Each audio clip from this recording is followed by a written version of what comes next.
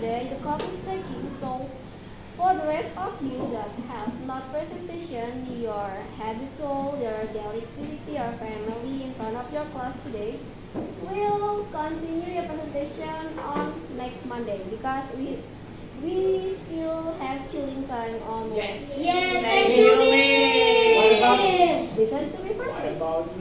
We will watching a movie here. Yeah. Wednesday. But when we finish our time, okay, clean your classroom and make it back.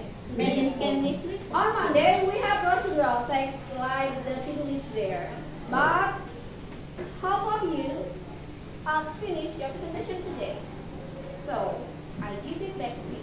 Which you prefer? You still wanna get the procedural text on Monday, or you wanna continue presentation on Presentation on Monday and Wednesday we have a 3 hour.